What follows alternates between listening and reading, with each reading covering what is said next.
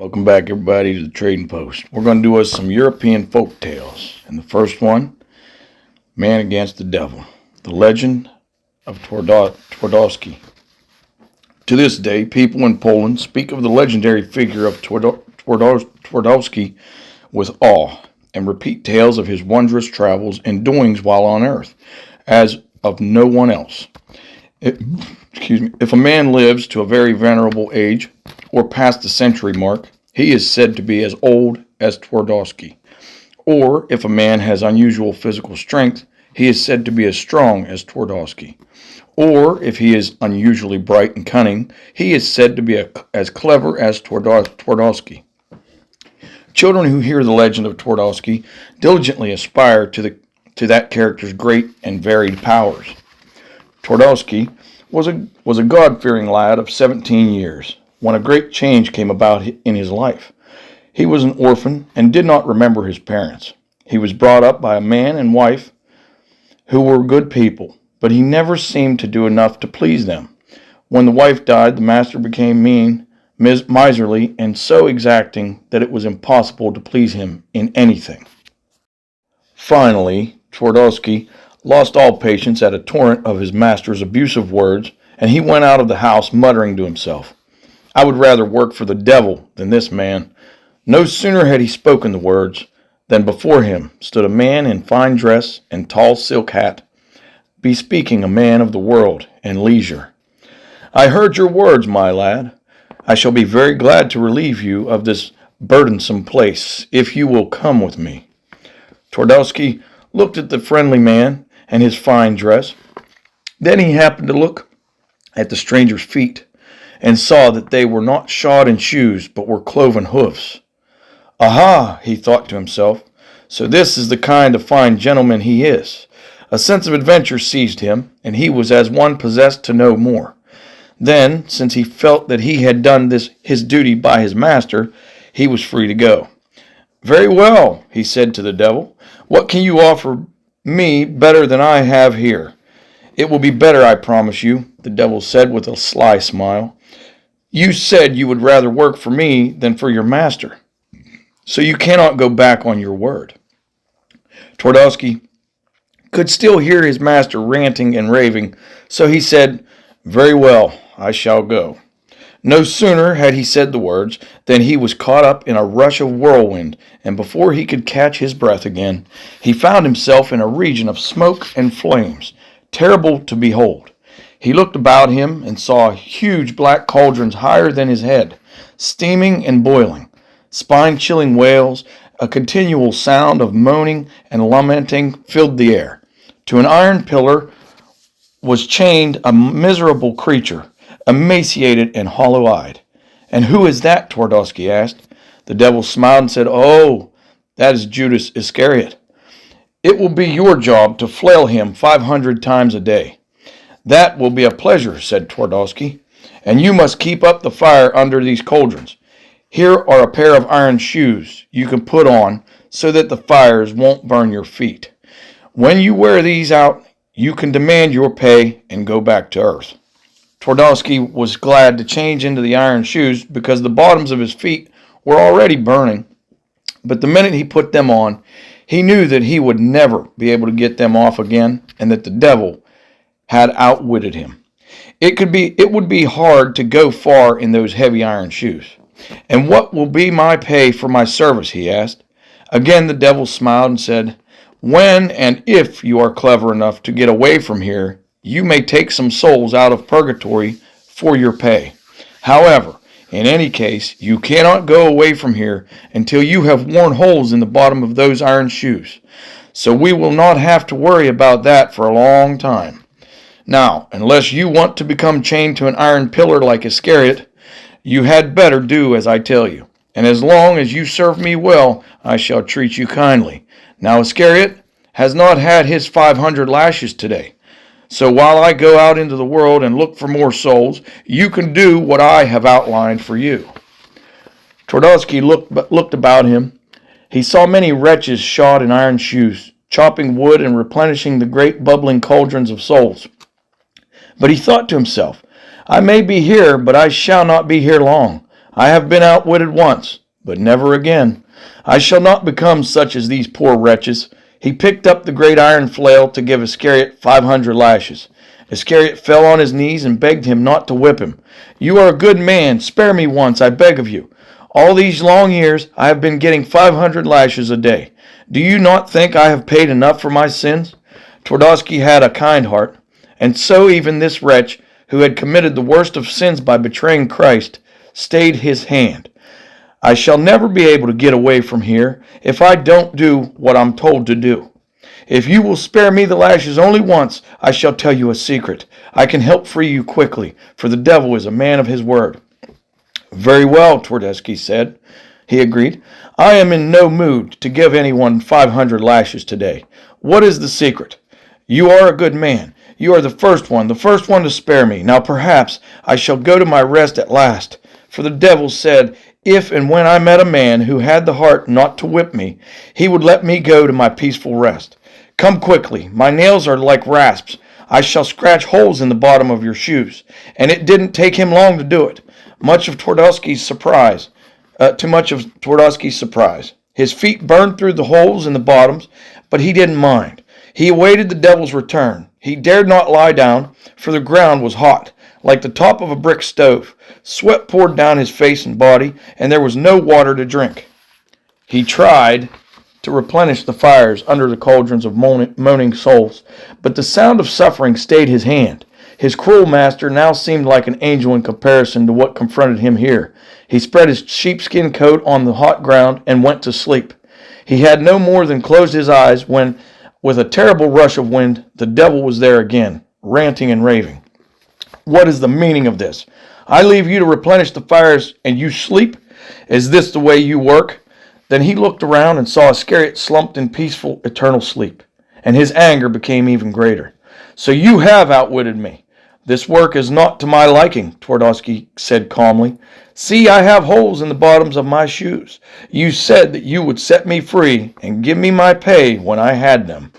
Then the devil tore his hair, his clothes, and was so angry that sparks flew from his hoofs and flames from his mouth. But Twardowski remained calm and unafraid and waited for the devil to contain himself. When the devil had exhausted his temper, he said, Very well, you are not the man I want here. You do not cooperate. Twardowski held out one foot and then the other, while the devil cut the iron chain that held the shoes on his feet. Now out of my sight, the devil fumed. Take your souls and go, but remember, I shall follow you, and the day will come when I shall get the best of you and bring you back. And then you shall see what I can do to make you pay for this. Twardowski hopped around on the hot ground in his bare feet, grabbed his sheep-lined jacket, reached up into the high cauldron, and stirred it among the souls. To every hair in the coat, a soul clung and was taken out. One mother grabbed a hair, and her daughter grabbed the mother by the feet and was lifted out also. Twardowski had quite a load, but he flung it over his shoulder, and the devil struck the ground with his hoofs, and that terrible rush of wind came and carried Twardowski and his load of souls away from there. He found himself on earth again, and it being night, he lay down to sleep. In the morning, when he awoke, he found himself on a glorious mountaintop with a beautiful meadow. There before him was a wondrous sight, a great herd of sheep. He looked at his sheep-lined coat and saw that it was clean of souls. They had all disappeared. Well, what better could they now be than sheep, he thought. With that, he said his morning devotions, found a spring and washed his face and hands, and was wondering what next, when before him appeared the radiant figure of the Virgin Mary. She spoke in a beautiful voice, but it sounded more as an echo than direct speech. Twardowski, sell me your great flock of sheep. Twardowski bowed and said, It is beneath the dignity of so gracious a lady to bargain with a common man such as I. Immediately she disappeared, and a masculine figure appeared, dressed in robes of biblical times. Twardowski, he began, How is it that you know my name, since I am a stranger here? The face before him lighted up with a smile, and he said, I know. I think you do know, my lord, Twardowski agreed respectfully and with awe. You have come for the sheep. What riches can I give you for all those sheep, Twardowski? Twardowski thought a moment and said, a staff that will help me in times of trouble and will do my bidding, and a bag that I can carry with me wherever I go. And if the Lord would be so gracious, let me live as long as I desire. You are a good lad, Twardowski. Your wish shall be granted, and here are your staff and bag, a bag big enough to carry a man. So long as you live according to God's will, all will go well for you. Then the figure and the sheep disappeared. Twardowski took the staff and the bag and started out. As he went down the mountainside, he came upon some poor peasants who were crying. He asked them what was the matter. At first they were afraid of him, but since he was so young and fine-looking, they gained courage and told him of Mida and his terrible gang of brigands in the mountains far away, who came to the villages and plundered and took away their sheep and cattle, and killed the men who resisted them. Well, well, said Twardowski, I shall look into this and see what I can do about it. He has killed so many people, continued the peasant, that if one had a staff like yours for every person, it would make a stack of staffs as high as yours and as great in breadth and depth. It is said that he has killed even his own mother and father. They gave Twardowski some bread and cheese, and he started out in the direction from whence the robbers were known to come. For days he traveled and slept by night. Finally, when he came to a high mountain and approached the entrance of a cave, he heard loud drunken laughter, singing and boisterousness. There was a smell of wood smoke and roast meat. When the brigands saw him, they fell upon him, took his cane and bag, and marched him to their cruel captain. They were all for killing him. If you kill me, my staff will kill you, Twardowski told them. Then, with a quick wrench and twist, he was out of their grasp, grabbed his staff and bag, and said, Staff, beat these brigands, so that they will know what a licking really is. With that staff jumped out of his hand and danced over the heads of the brigands, beating them so that they scattered and ran for their lives. Twardowski looked at the captain, who was laughing at his silly henchman, who ran from such a little thing as a staff. Why do you laugh? Twardowski asked. While Twardowski's back was turned, the henchman returned and grabbed the bag that he carried, thinking he had gold in it, since it seemed so full and heavy. Twardowski turned and saw the henchman about to open the bag and cried, Don't open it. It is full of the devil's imps. Again the robbers laughed.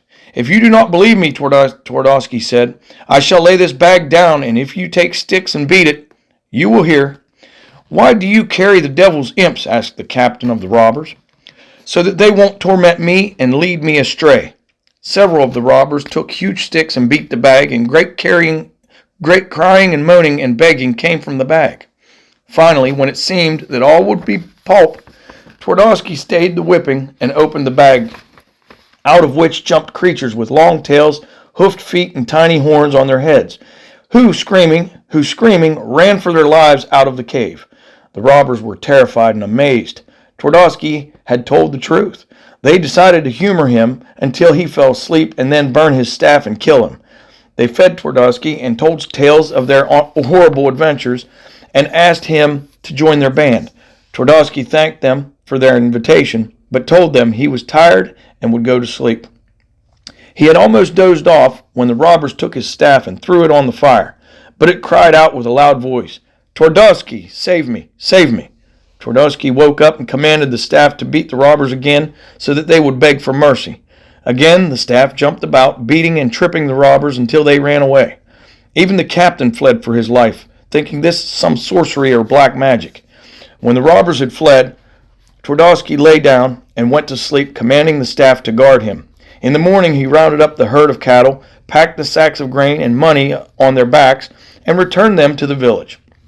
The villagers were so grateful when they saw their goods and cattle being returned that they lifted Twardowski on their shoulders and carried him about, singing for joy.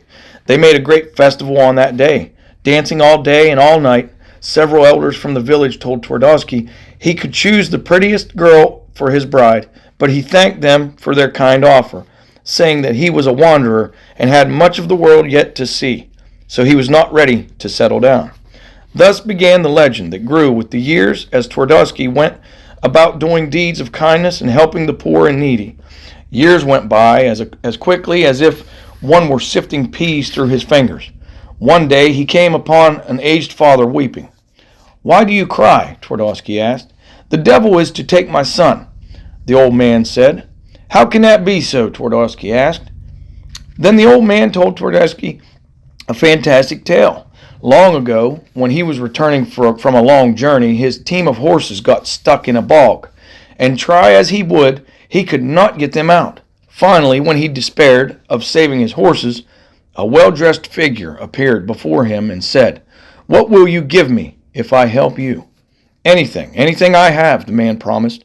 And then he noticed that the well-dressed stranger had hoofs for feet. But he was so desperate that he didn't care, just so he didn't lose his valuable horses.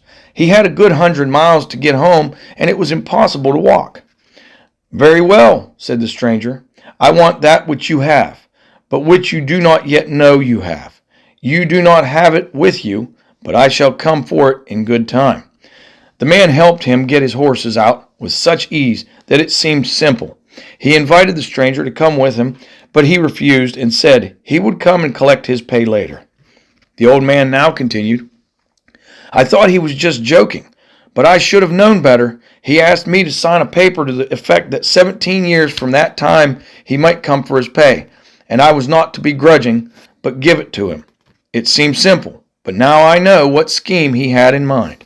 For when I reached home, I found that my wife had given birth to a son, and was so happy about it, I forgot the devil, for that is who it was, and gave it no more thought.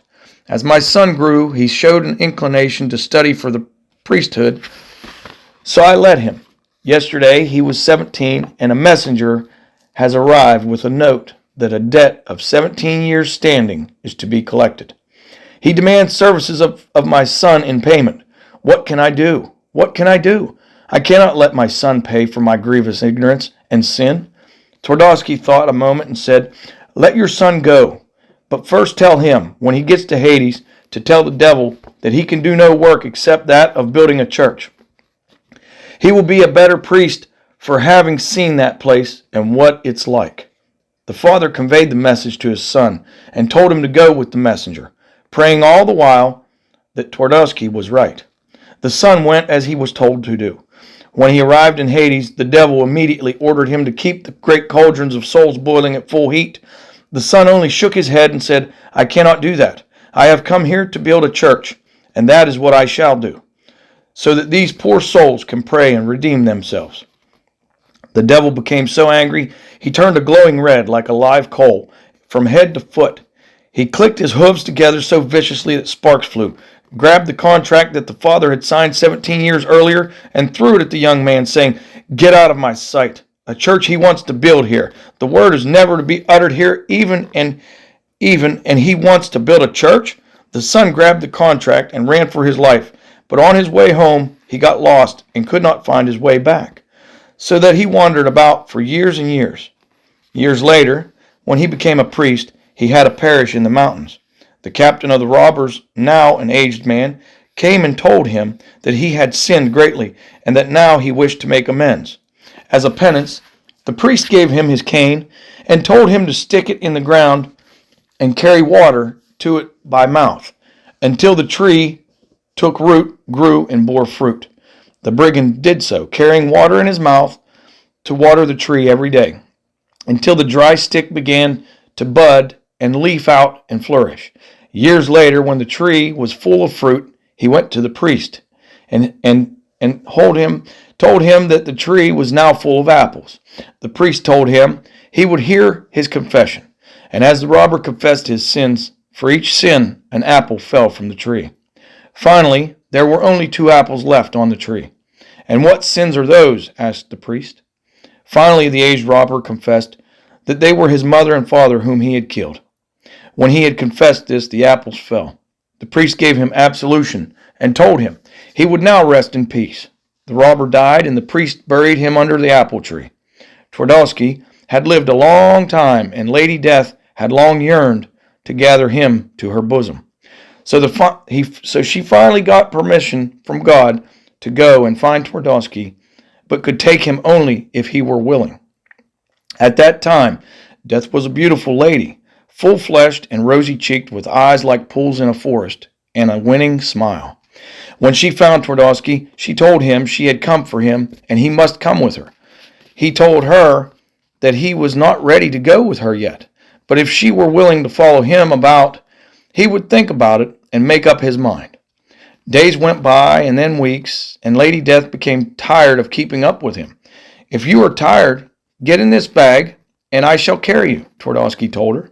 She was so weary that she was glad to be carried, but she was a load and was too close for comfort.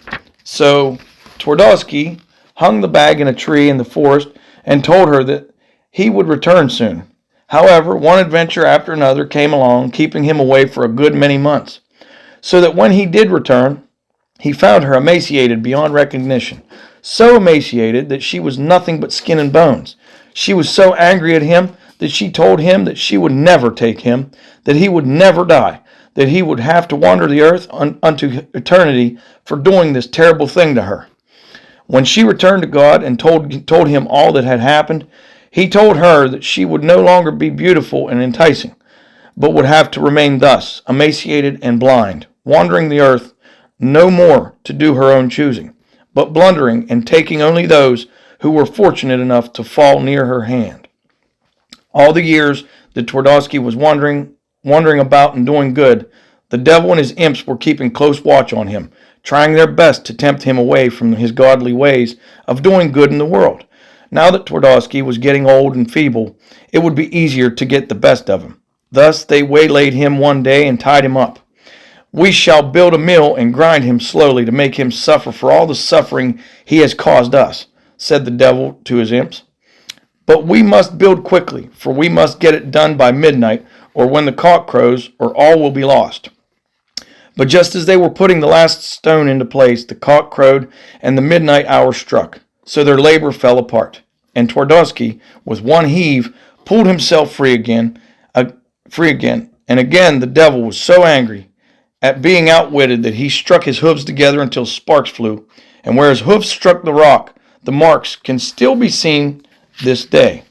To this day, it is called Twardowski's Rock, with the devil's prints. True, Twardowski was getting feeble and tired. It seemed that death would be a good friend to have now, but he knew that he would never have the privilege of rest, as others knew it, for death had sworn never to take him away. The devil's imps were dancing with joy at his feebleness. They would get him yet. Finally, one day, he told them that they could carry him. As they did so, he asked them to stop so he could sing his prayers. He did this so often that the imps wearied of his singing and arresting, for they felt that they would never get him where they wanted him. So they finally said in disgust, "You can just stay here. We don't want you if all you can do is sing prayers.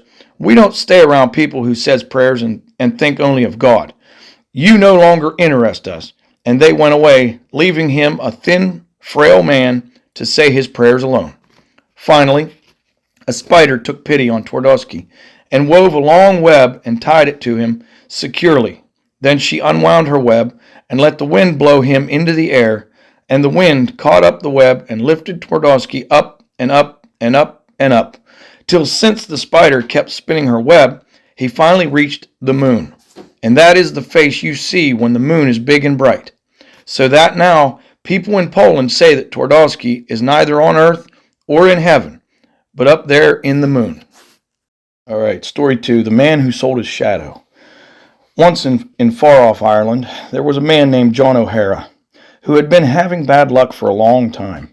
He had lost his job, his wife had taken ill and died, and nothing had gone right. He decided to take his own life because he had no money to pay his debts and had nothing to live for.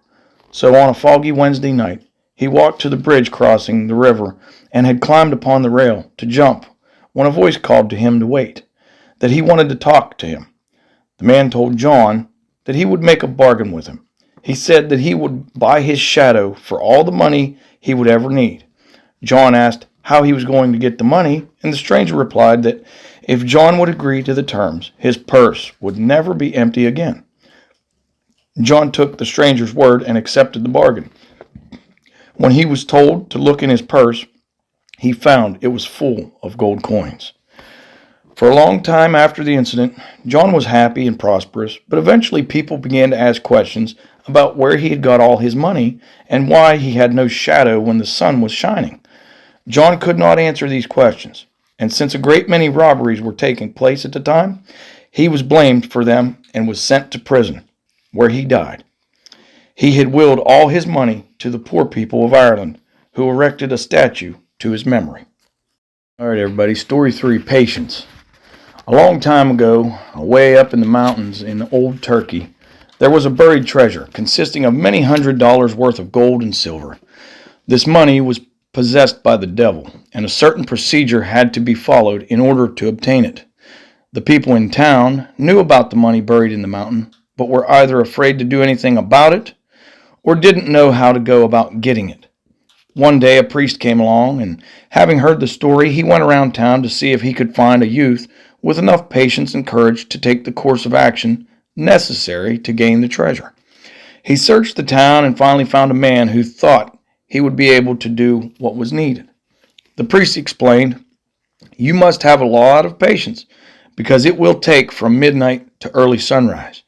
You will have to be able to withstand all the things the devil will put forth to frighten you, such as appearing in the form of a ghost, a giant snake, a huge beast of some kind, or a great storm or fire, and you must not show any fear." The man agreed, and they went up the mountain. The high priest started reading out of a book that he had with him and kept reading. Finally, he explained to the youth that he should not have much clothing on and should hold a small bottle in his right hand, since after all the demonstrations were over, the devil would appear as a huge serpent and would finally get small enough to crawl up his body and down into the bottle. The young man agreed to this, and they started the routine necessary to obtain the treasure as the priest continued to read. While he was reading, the sky turned fiery red with flames and smoke everywhere, but the man was able to withstand this gesture of the devil. Soon after, the devil appeared as a monstrous beast. Then he caused a great thunderstorm and many other such things to try to frighten the youth, to see if he could break him down, make him show fear, or lose patience. All this took a long time. It was now early in the morning, and as the priest had explained, the devil appeared as a huge serpent with a great mouth, ready to swallow the man alive, it seemed. The priest had previously explained, "Whatever he does, do not fear him. He cannot harm you unless you break your promise, unless you become impatient or afraid and move from the scene of the treasure." At this time, all the chests of money were on top of the ground. Everything was practically over, and as the serpent approached the youth again, it began to get smaller and started crawling up his right leg. This took considerable time, but it finally succeeded.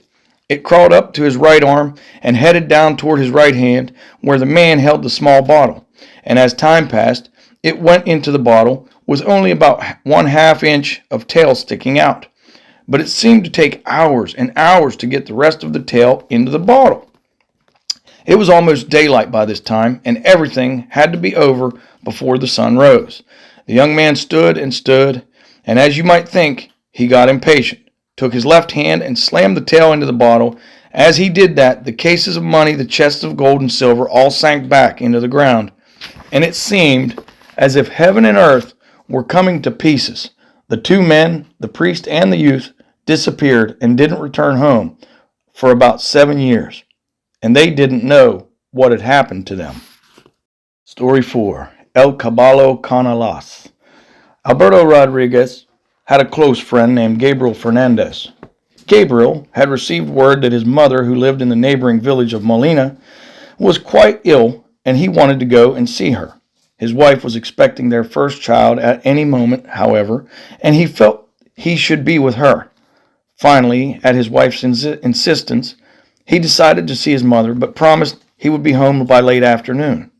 In order to reach the village of Molina, Gabriel, like all others before him, had to cross a narrow stream. There were large flat rocks which the villagers used as stepping stones from one edge of the stream to the other. No one could recall a time when the water was so high that it was impossible to cross. And Gabriel reached the home of his parents and was informed that his mother was somewhat improved. He ate dinner with his father and then helped him with the farm work. About noon, when it had started to rain quite heavily, his mother thought he should start for home. She was afraid the stream would overflow and be impossible to cross. But the two men assured her there was no danger, since they had many rains much heavier than this one, and the streams had never become impossible to cross by foot. By late afternoon, Gabriel saw that his mother was feeling better and was in no danger, so he bade them goodbye. His mother wanted him to stay overnight, but he insisted on leaving because he had promised his wife he would return home that day. When he reached the stream, he saw it was so swollen and the current so swift that crossing would be impossible. He stood at the edge of the stream, but not knowing what to do. In desperation, he said loudly, "I would give my soul for some way to cross this stream." At that moment, he heard a noise behind him, and turning around, saw a black horse.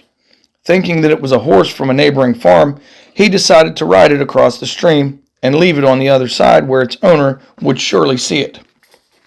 Gabriel got on the horse's back, but instead of walking across the stream, the creature seemed to sprout wings and was flying. Gabriel was shocked. Then he remembered the words he had uttered. "I would give my soul for some way to cross this stream." He felt sure that the horse was a messenger from the devil, or even the devil himself. Making the sign of the cross, he said, "My God, what did I say? Forgive me. I did not mean it." As he did so, the horse dropped him from its back. In the meantime, Gabriel's wife was greatly concerned about him, for it was already nightfall. She asked Alberto's wife, who had been staying with her that day, to ask her husband if he would go and try to find him. Alberto and two other villagers took their lanterns and walked to the stream. There they found Gabriel unconscious. They carried him home and called a doctor, who found he had several broken ribs, a fractured ankle, and severe back injuries, all of which would necessitate many weeks in bed. When he woke up and Alberto asked what had happened, Gabriel told him the story about the black horse with wings. He could see by the expression on his friend's face that he did not believe him, and said, "You must believe me, Alberto. We have known each other since childhood. Have you ever known me to be one given to telling fancy tales or lies?" Alberto admitted that he knew him to be a sincere and sensible man. Gabriel said, "When the horse dropped me, I was still conscious. When I landed on the edge of the stream, the lower part of my body was in the water, and it was in such great pain that I could not move. I prayed to God to give me strength to pull myself up on the ground so that I would not drown. God must have heard my prayers, for I managed to crawl away from the water. That is all I remember until I woke up in this bed." Alberto still found the story hard to believe, but he knew that Gabriel could not have walked across the swollen stream, and he also knew that the current was too swift for him to have swum across. Besides, he knew that his friend could not swim. So he came to the conclusion that he must believe the story. "However," he said, "Gabriel, I believe you, but I advise you not to repeat this story to anyone, for they would surely think you had lost your senses. We must tell only the members of your family." The following day, Gabriel's wife gave birth to a son, and on his right hip was a birthmark in the shape of a horse's hoof. Since that time, at least one male member in the Fernandez family in each generation has had the same birthmark in exactly the same spot. Story 5, y'all. General Stats and the Devil. General Jonathan Stats of Ripley, West Virginia, was a general of consequence in the Civil War, but a man not always trusted in other than military matters. One evening he sat musing at the fireside on the hardness of life in a new country and the difficulty of getting wealth. For old Jonathan was fond of money, and the lack of it distressed him worse than a conscience. "If only I could have gold," he muttered, "I'd sell my soul for it." Suddenly something came down the chimney. The general was dazzled by a burst of sparks, in which stepped forth a lank personage in black velvet, clean ruffles, and bright jewels. "Talk quickly, General," said the unknown, "for in 15 minutes I must be 15 miles away in Ravenswood." Picking up a live coal in his fingers, he looked at his watch by its light. "Come, you know me. It's a bargain." The general was a little slow to recover his wits, but the word bargain put him on his mettle, and he began to think of advantageous terms. What proof is there that you can do your part in the compact? He inquired. The unknown ran his fingers through his hair, and a shower of guineas jingled onto the floor. They were warm, but Jonathan, in his eagerness, fell on his hands and knees and gathered them to his breast. "Give me some liquor," demanded Satan, for of course he was no other, and filling the tankard with rum, he lighted it with a candle, remarked affably, "To our better acquaintance," and tossed off the blazing dram at a gulp. "I will make you the richest man in the state. Sign this paper, and on the first day of every month I will fill your boots with gold. But if you try any tricks with me, you will repent it, for I know you, Jonathan. Sign." Jonathan hesitated. Sneered his majesty. "You have put me to all this trouble for nothing." And he began to gather up the guineas that Jonathan had placed on the table. This was more than the victim of his wiles could stand. He seized a pen that was held out to him and trembled violently as a paper was placed before him. But when he found that his name was to appear with some of the most distinguished in the state, his nerves grew steadier, and he placed his autograph among those of the eminent company. "Good!" exclaimed the devil, and wrapping his cloak about him, he stepped into the fire and was up the chimney in a twinkling. Shrewd Jonathan went out the next day and bought the biggest pair of boots he could find in Ripley. He hung them on the crane on the last night of that and all the succeeding months, so long as he lived, and on the next morning they brimmed with coins. Stats rolled in riches. The neighbors regarded his sudden wealth with amazement, then with envy, but afterward with suspicion.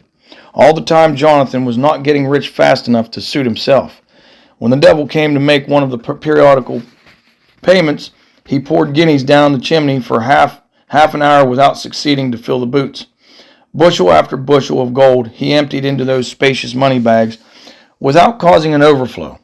Finally, he descended to the fireplace to see why. Jonathan had cut the soles from the boots, and the floor was knee-deep in money. With a grin at the general's smartness, the devil disappeared. But in a few minutes, a smell of sulfur pervaded the premises, and the house burst into flames. Jonathan escaped in his shirt and tore his hair as he saw the fire crawl serpent-like over the beams and the fantastic smoke forms dance in the windows. Then a thought crossed his mind, and he grew calm. The gold that was hidden in the cupboard, the floor, and chest would melt down in the heat and could be quarried out by the hundredweight, so that he could be well-to-do again. Before the ruins were cooled, he was delving amid the rubbish, but not an ounce of gold could be discovered. Every bit of his wealth had disappeared. It was not long after that the general died, and to quiet some rumors of disturbance in the graveyard, his coffin was dug up. It was empty. Story number 6, y'all, The White Bird of Death. Along with the black coach with the 6 fog-gray horses, the Irish tell of a great white bird that came for the souls of children and infants that were about to die. This bird was very large and pure white. The only sound it made was with its powerful wings, and the soft noise made by the air flittering through the wing feathers, while the white bird glided around the dwelling of the sick infant or child. This is the story of Dennis O'Neill and his grandson Jamie. Dennis and Jamie were the last of the O'Neills. This was because Dennis had lost his sons and brothers in a surprise raid by the Danes a year before this event took place. Now Jamie was the son of Paddy, who was the oldest of the O'Neills, fathered by Dennis. Jamie and his mother made their home with Dennis in the strong fort-like house of the O'Neills. Jamie was the pride and joy of his grandsire, and the only hope of keeping the family name of O'Neill from becoming past history. Naturally, as the only heir, he was tutored and trained so that he could grow up and assume the responsibility of being the chief, in fact as well as in name.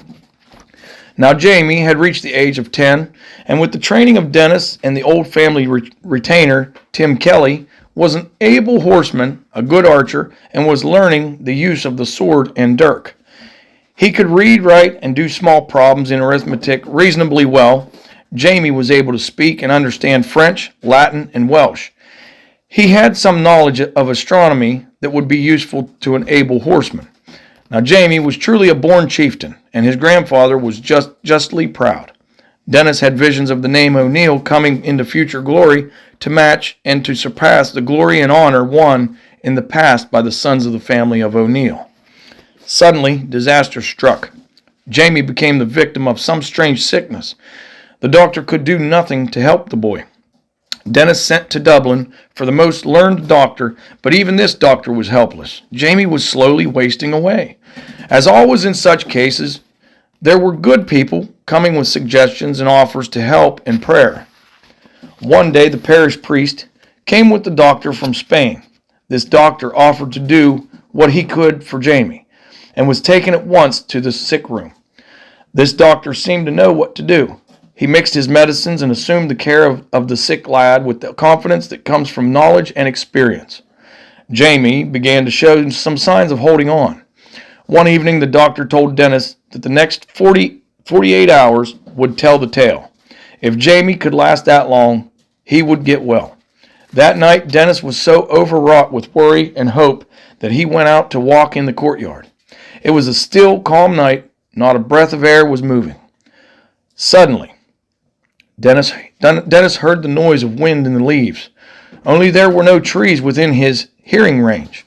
Then he knew it was the white bird of death that had come for Jamie. He rushed to his grandson's room and, closing the door, started to block off the windows to keep the death bird out and away from his beloved grandson. Then he remembered that the Spanish doctor had definitely insisted that Jamie have a steady supply of fresh air. He had to leave the windows open. So certain was Dennis that the white bird of death was coming that night, he was afraid to leave the windows to go for help. He couldn't yell for help for fear of disturbing Jamie's troubled sleep. He had to fight the bird himself. At daylight the next day, the doctor from Spain came into the room to find Jamie much improved and wanting breakfast. Dennis O'Neill was on the floor in front of the only open window, dead. Both hands were clenched around strange, long and beautiful white feathers. The learned doctor decided that Dennis had died of a heart attack, but the people of the village knew that he had given his life to keep the white bird of death away from Jamie. The bird wouldn't leave until it had a soul. Therefore, it had taken his soul when he wouldn't let it get past him to Jamie. The number of O'Neills alive today shows that Jamie did recover and was able to carry on the family name. All right, everyone, story 7, The Godmother. Once there was a man and a woman who had a young baby whom they wanted to have baptized. Not knowing anyone well, they started to look for a godparent. After a while, they met the devil, who offered to be the godfather, but the parents objected because he was evil and ugly. Then they met an old woman with a sickle who said she would like to be the child's godmother. The man and woman knew that the woman's name was Death, but since she took the lives not only of good people but also of bad, thought that she was all right. After she baptized the baby, the woman said that although she had nothing to give the child, she would give the father something. She told him that she would give him the power to become a doctor. The man could not understand it because he knew nothing about doctoring, but did as she said anyway. The old woman told him to go into town and get himself an office and tell everyone that he was a doctor, which he did. She also told him that when he went to see a sick person, he was not to worry, because if the person were going to die, he would be able to see her shadow behind the door. So the man set up his business and did what the godmother said. Every time he saw the old woman's shadow behind the door, he would tell the family of the sick person that the patient was going to die, and he would. The man did this for many years and became very rich. But one day, he got sick and was in bed when he saw the old woman's shadow behind the door. He asked her what she was doing in his room, and she told him that it was time for him to die. The man, being frightened, covered his eyes and would not look at the shadow, and because of this, kept from dying. This went on for a few days, until one day his daughter brought her new baby into his room for him to see. She told her father to look, for she had found someone to baptize her child. When the father looked, there in front of him stood the old woman with the sickle. Story 8, y'all. The Devil, Death, and Simon Green.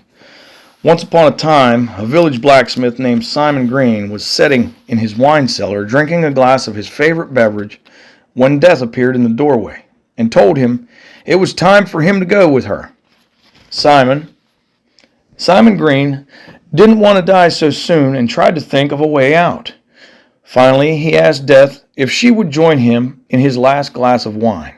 She accepted, not just one glass, but several, and soon was bragging about how she could change herself into anything in the world. Simon Green asked her if she could change herself into anything small enough to fit in his wine keg. She scoffed and said she certainly could. With that, she decreased her size and crawled into the keg. Without a moment's hesitation, Simon grabbed up the keg and placed a cork in it. Death screamed and cried in agony for him to let her out, but he refused and placed the keg on the shelf. The years slowly passed and no one died. Crippled and sickly people roamed the streets of the town, praying that they could die, but nothing happened because Simon Green still had Death locked up in a keg in his cellar. This continued for seven years, and Simon, who was tired of seeing these miserable people, decided to let Death go. But before he did, he made her promise that she would never come for him again. Death was so frightened and so glad to be free that she promised never to bother him again.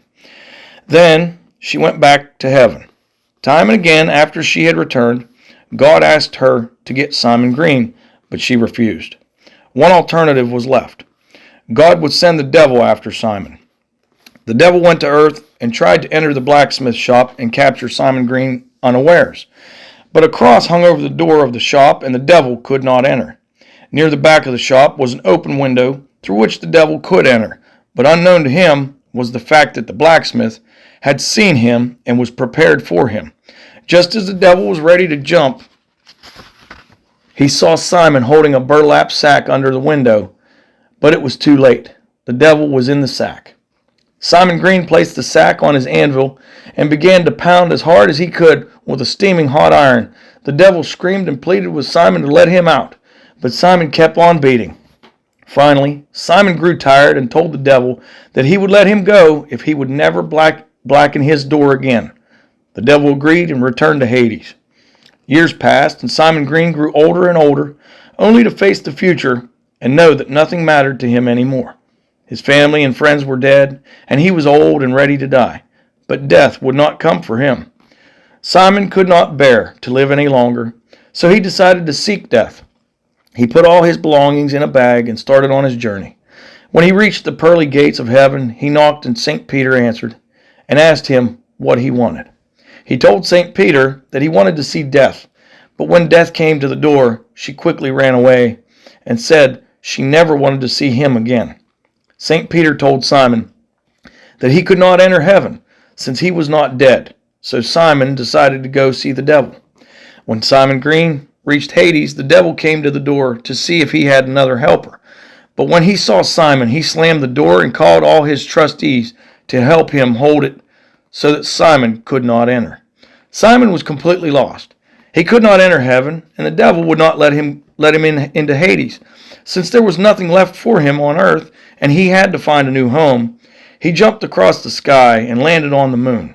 Some say that on a clear night, when the moon is full, you can see Simon Green pounding on his anvil. All right, story 9. Look in your own backyard. There once lived a happy, rich man whose name was John. He had everything life had to offer: many race horses, a ranch full of cattle, a multitude of friends, a good wife to love him, and all the money he could ever spend. One day, Death came knocking on his door.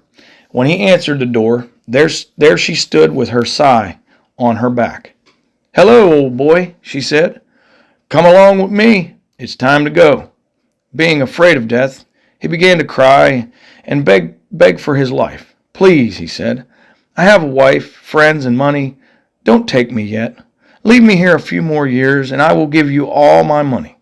"No," said Death. Where I come from, money is worthless. But if you have so many friends, go out and borrow some years from them. I will be waiting for you at midnight in the attic." John thanked Death and started out to the houses of his friends. He went first to the home of his best friend, where he was greeted warmly. But when John explained why he had come, a frown crossed his friend's face. I'd gladly give you a couple of my years," he said, "but I am old and do not have much time left. Why not ask one of your younger friends?" John thanked his old friend and left. He went to the home of one of his youngest friends and knocked on the door. His young friend greeted him warmly.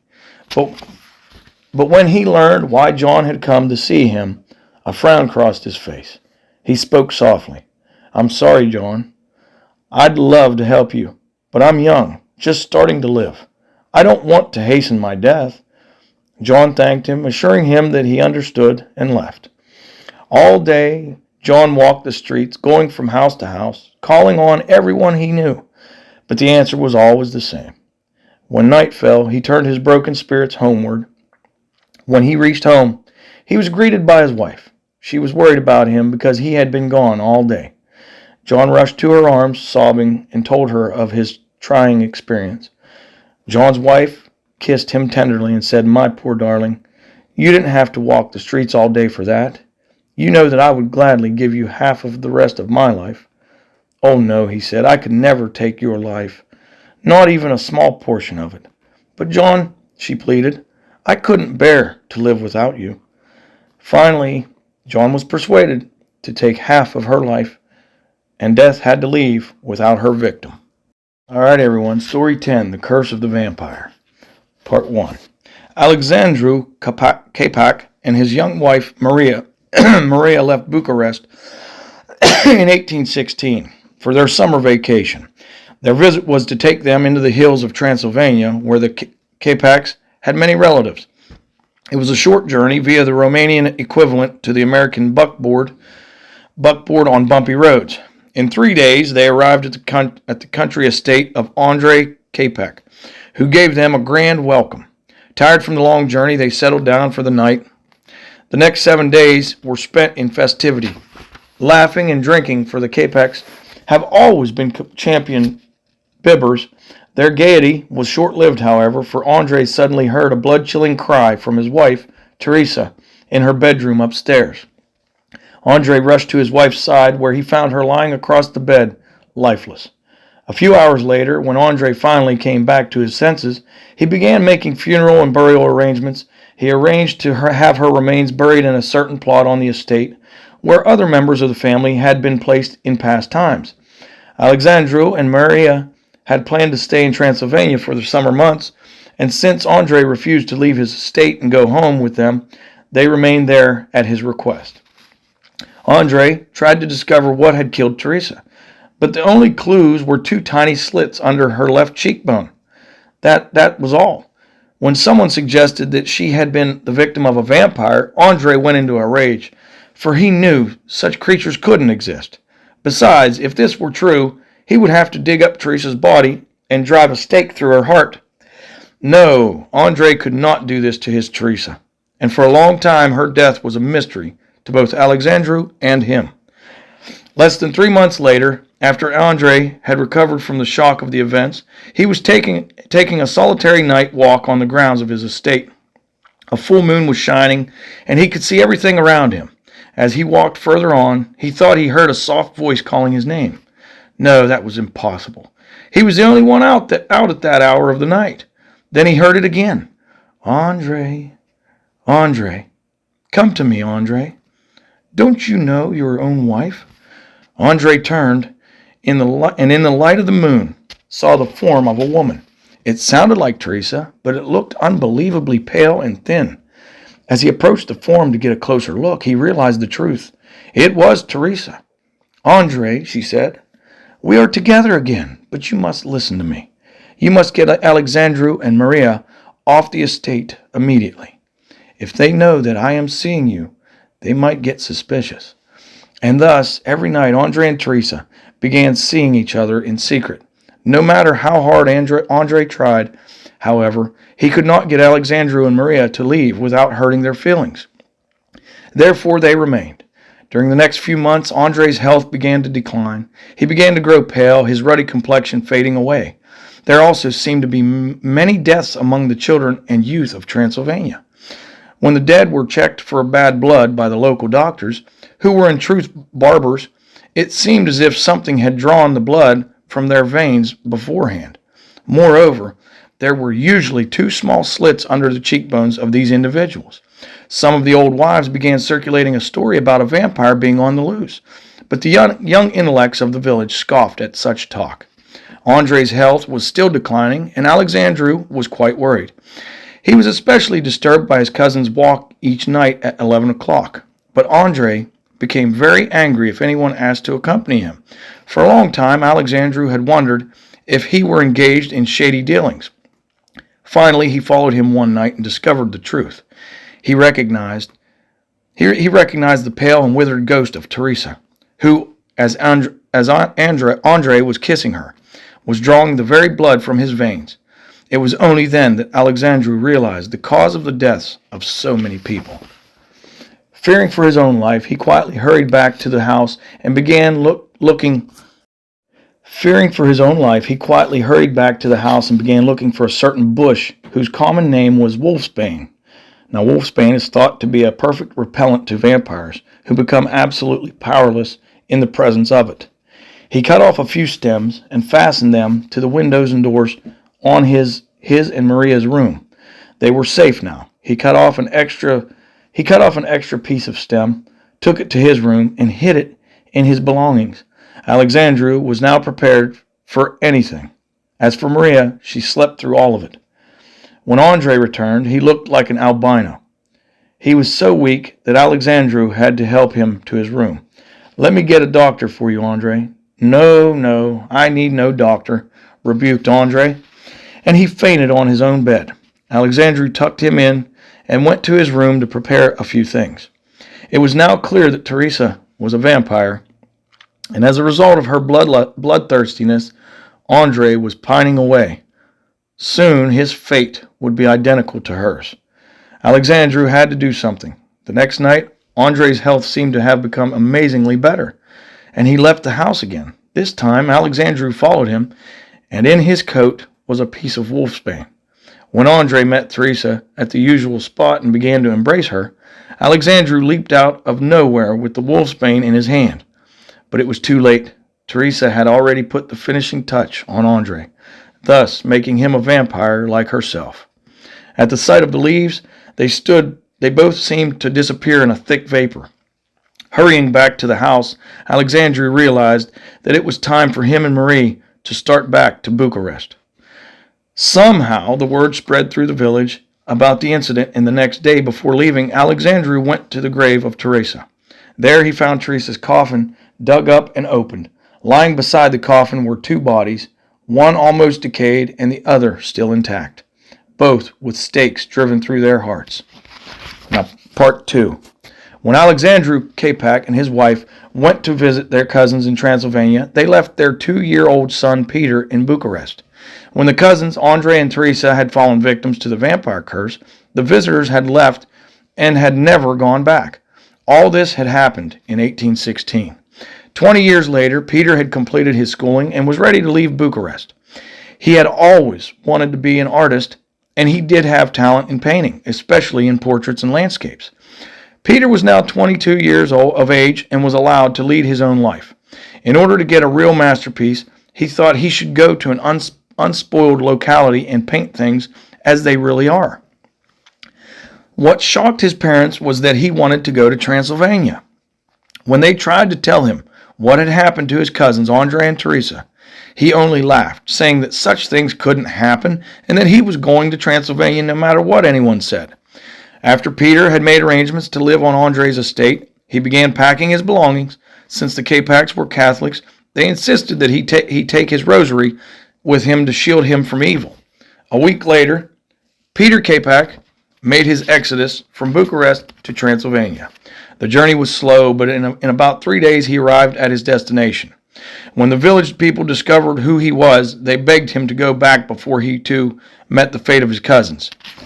But Peter was determined to show these peasants that he was not afraid of dead people. Realizing that Peter was headstrong, some of the villagers helped him move in. Having settled down, Peter began to scout around the house. He went up to his room where his parents had been when they had visited earlier. Into the room he walked and stopped. What is that horrible odor? He thought. Looking around him, he saw the source of the smell. Fastened to the window was a branch of the wolfsbane bush. Quickly he tore it off and discarded it. Then he decided to explore the rest of the estate. As Peter was exploring the grounds, he came to the plot of ground where Andre and his wife were buried. He noticed that the coffins were not completely covered by the dirt.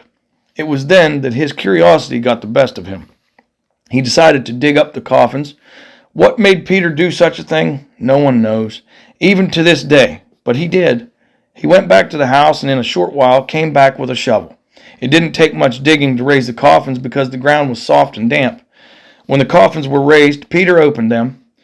There before his very eyes, he saw two bodies with stakes driven through their hearts. It seemed that after the stakes had been driven through, they were cut off 6 inches above the skin in order that the bodies might fit into the coffins without propping the coffin lids up at any degree. Suddenly, Peter got the wild idea to pull the stakes from the bodies. As he pulled and tugged with all his might, it is said that the image of death smiled on him. When he finally dislodged the stake from Theresa's heart, he thought he had heard a gasp of breath coming from her. But that was too fantastic. It was the wind. It had been cloudy and windy all day. Then he began to draw the stake from Andre's heart. As the stake came out, he thought he heard another gasp of breath. Now he realized that it wasn't the wind that he had heard. With a sudden turn on his heel, he dashed back to the house. Once he was inside, he prepared himself a drink to soothe his nerves. The next day he hurried back to the burial grounds, but when he got there, the coffins were gone. All that was left were 2 short stakes and 2 empty graves. So he assumed that he had been drunk the day before and that someone had stolen the 2 coffins and their bodies. His worries temporarily over, he put his shovel away, went back to the house, and set up his art equipment. He began painting landscapes. As the weeks passed, he seemed to be building quite a reputation for himself as a painter, but all was not well within the village, for the death rate had begun once more to climb. Autopsies determined the causes of the deaths to be heart seizures and extreme loss of blood. In most of the cases, 2 small slits were found on the left cheekbone of each corpse. This caused the old wives' tale, as usual. Peter, of course, scoffed at them. One night in early November, Peter was walking alone in the pale moonlight. Patches of white clouds were flowing across the moon. A slight and chilly breeze were blowing. In the distance could be heard the baying of a wolf. As fate would have it, Peter was strolling down the country road that passed by the village cemetery. As he walked by, he looked thoughtlessly at the tombs. Suddenly he saw something that startled him beyond measure. The form of a woman, sitting on one of the tombstones. Quietly, he crept up to the fence to get a better look at her. "Good evening, Peter," said a soft feminine voice. "Come and talk to me." Somehow, Peter got over the fence and dashed to her side. "You know me?" "I don't know you." "Never fear. I am your friend. Here, take my coat. It's too cool out here with nothing on." "No, I like it better this way. We must talk quickly. I haven't much time." "But wait. Who are you? And what do you want of me?"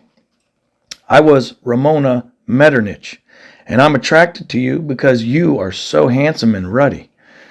As she said those words, she began to disappear in a mist. Peter called out her name, begging her not to go. But as he called, he heard the baying of a wolf. Shaken up and tired, he hurried back to his room and went to bed. The next day, Peter thought continually of Ramona.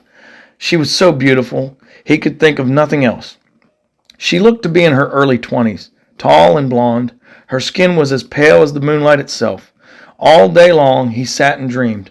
His inner voice compelled him to see her again. Therefore, the next night, he left the estate and headed for the graveyard. With him he took his canvas and paints because he was determined to paint her portrait. For the first time in his life, Peter was in love. He did not know anything about this bewitching creature except that he loved her and felt he couldn't live without her. When he arrived at the cemetery, Ramona was there, waiting for him. Placing his equipment on a tombstone, he sat and talked with her. As he talked, he said many soft, romantic words to her, since, like all the Capacs, he was quite good at expressing himself when it came to love-making. Finally, he set up his art equipment and went to work. The painting was not completed in one night. It took a fortnight. Each night, as he would stop his work for the night, they would give each other a goodnight kiss. For some strange reason, Peter always felt limp and weak after that kiss, but he suspected nothing. At last, the painting was completed, and at first it looked perfect. But as he looked at it more and more, there was something ghastly wrong with the image. Meanwhile, back in Bucharest, Maria Capac was frantic. Her son had not kept in touch with her and Alexandru. She was almost sure that something had happened to him. Alexandru was worried too, but he did not show it. He simply remarked that the vampires of Transylvania had been destroyed and there was nothing to worry about. But this did not stop Maria from worrying. Then one day, Maria became quite ill. When asked if she wanted anything special, she only replied that she wanted Peter and would rather die than have him gone. At once, Alexandru sent a message to Transylvania. A week passed, but Peter didn't show up. All this time, Maria was sinking fast. Alexandru sent another message, but to no avail. Before he could send a third message, Maria had aged a great deal and her hair had turned white from worry. Within a few days, she was dead. After her burial, Alexandru began planning a trip to Transylvania. During the interim, some very strange happenings had taken place in Transylvania. Someone had sworn an oath that he had seen Peter with Andre and Teresa. The death rate of the children and young girls was climbing quickly in the surrounding territory. People had begun to wonder if Satan and his angels had been turned loose. Alexandru wasted no time in making his trip to Transylvania. Upon his arrival, he inquired about Peter and found out not only that he had taken ill and died, but also that his body had disappeared. The villagers told him that Peter had been seen in the cemetery with a young woman every night before his death and disappearance. Alexandru made haste to the Capac estate to begin his investigation of the unusual happenings. Once inside the house, he dashed into Peter's room. There he found the portrait that Peter had painted of Ramona. When he looked at it, he thought that he saw the teeth of a wolf in the mouth of the image. Quickly, he ripped off the canvas and discarded it. Also, he realized that the wolfsbane branches had been cut from the window and door of that room. Tired from the long day, he decided to retire for the night and resume the investigation the next day.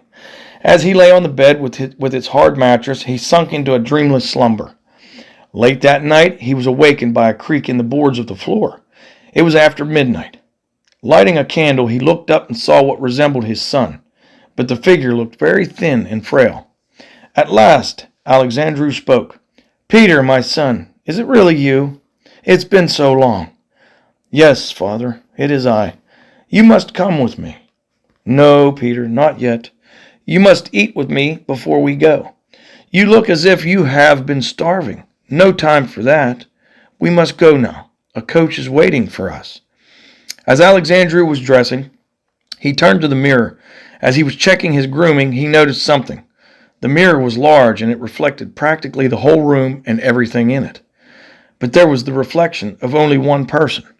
According to the mirror, only one person was in that room, Alexandru. But when Alexandru turned around to look behind him, Peter was standing directly behind him, almost touching him. Still, there was only one image in the mirror. That proved it. Peter was definitely a vampire. Putting on his clothes, Alexandru bade Peter to wait outside for him in the coach. Alexandru had a plan. It was too late to save Peter now, but he could save the people of Transylvania from this curse. Putting his cloak around him, he slipped outside and searched for the wolfsbane bush. Finding it, he cut off a few short stems and concealed them under his cloak. Then he went to the coach where Peter and two other people were waiting. As Alexandru approached the coach, Peter spoke. Father, I would like for you to meet my wife, Ramona. Pleased to meet you, Ramona. The pleasure is all mine, sir.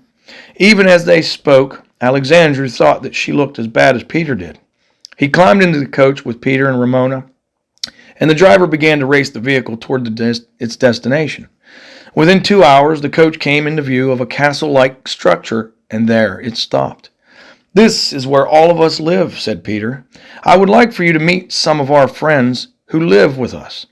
As they walked through the entrance, one by one, Alexandru almost cringed at what he saw. There before his very eyes, he saw the withered apparitions of his cousins, Andre and Teresa. What do you want of me? Cried Alexandru. We must have more blood, they said, and you will get it for us, or else you will become a vampire like the rest of us.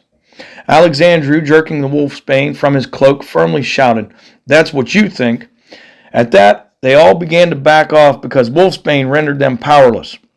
Looking toward the window, Alexandru realized that it was drawn. If he could only hold them until the sun came up, he could destroy them and get rid of the danger. Suddenly, 2 of them made a dash for the door. The others followed. Alexandru ran outside after them. He saw a horse and jumped on it. Galloping after them, he chased them for a mile. Then they reversed on him and began to race back toward the house in safety before sunrise. Vampires are destroyed if they are touched by a single ray of sunlight.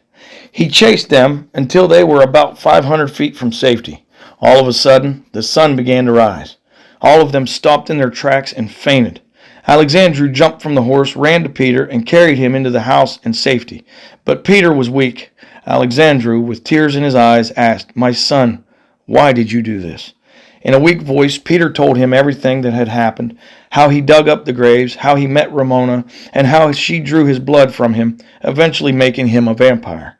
Finally, he ended up by saying, Please, Father, take me outside. It'll be better this way. Alexandru, not knowing what he meant, followed his son's wish. The very moment the sunlight hit Peter directly, his flesh rotted from him, leaving nothing but a lifeless skeleton. Sad but relieved, Alexandru buried the remains of his son, and also the rest of them, since their flesh had also rotted as the sun rose. After burying the dead, he went back to Bucharest, hoping to forget this terrible experience, which had plagued the Capacs and the village in Transylvania and had caused so many deaths.